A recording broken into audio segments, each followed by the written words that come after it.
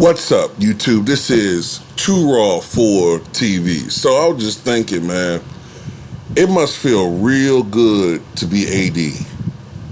It has to feel good to be AD. Because, shit, man, you get to give C-level effort on a nightly basis and nobody calls you out on it.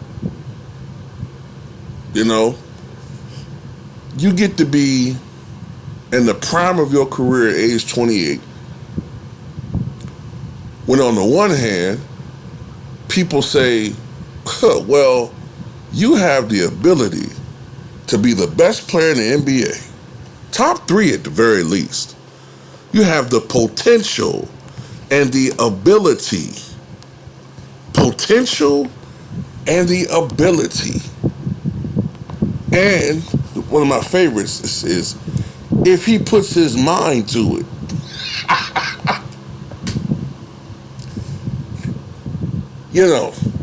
He can do it. But, there's also saying, hey, he ain't trying to.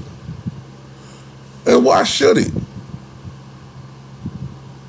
Because I thought the plan was, ladies and gentlemen, that when they acquired AD, this is a guy you can build your team around for a couple of years. I mean, that's what I remember hearing when he was acquired 3 years ago, back in July of 2019. I thought they said, this is a guy that you could build your franchise around. So this guy's gone from certified Hall of Famer, top 10 all-time power forward, surefire slam dunker, franchise alterer, franchise changer, to, man, it's just old AD. LeBron got to bail him out again. Old AD, I mean, he's okay, I guess. Yeah, he's 28 in the prime of his career, but it's Russell Westbrook that's the problem. See, Russell Westbrook, who fits in this system like, I don't know, like Rosa Parks at a twerk party, it's just not going to work. It's just not going to fucking work. But we know this, but we expect it to work, and we expect Russ to figure it out. And if he doesn't figure it out with another ball-dominant guard, and he has to shoot, be a off-ball shooter, even though we know he's not a good shooter, and we criticize him for that, but we expect him to make them anyway. LeBron is supposed to be the star, I guess. AD is supposed to be the man. Russ, the third winger. But it's funny because when I look at all the other players who've played with LeBron, the third fiddles, Chris Bosh, Kevin Love,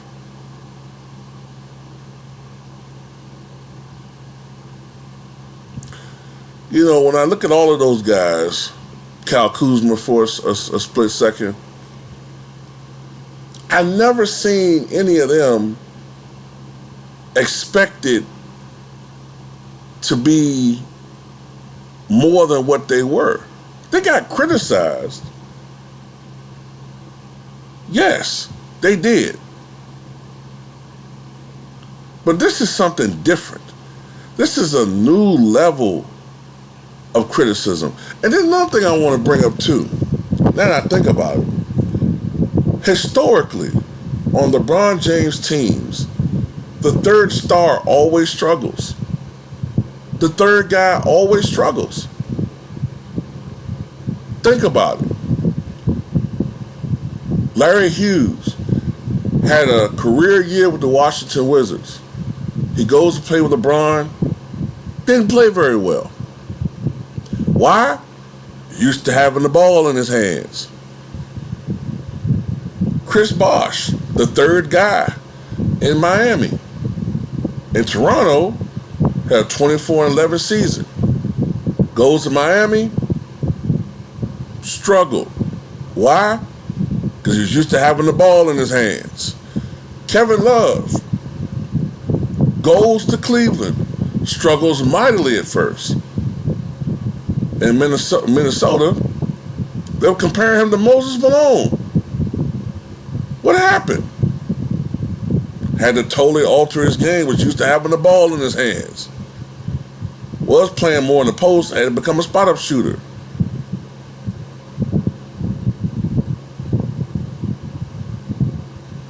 Kyle Kuzma. LeBron comes into the mix. What happens? Now he has the ability to be a bit of a jump shooter and all that. So he didn't struggle as much, but he struggled. He struggled more than he is now because he's used to having the ball in his hands more. But the guy that really struggled, Brandon Ingram. Why? Because he used to having the ball in his hands. And now we have Russell Westbrook. Do we have a pattern here? I mean, is this really that isolated? Or is it more that it's still a system that is flawed? And that you really need to blame LeBron and AD and the management, right? You need to blame LeBron, AD, and Rob Pelinka and Magic Johnson. He don't get no escape from this too. They're the fucking people that need to be blamed because they're the ones that constructed this monstrosity over the past 2 to 3 seasons, right? They're the ones that need to be blamed.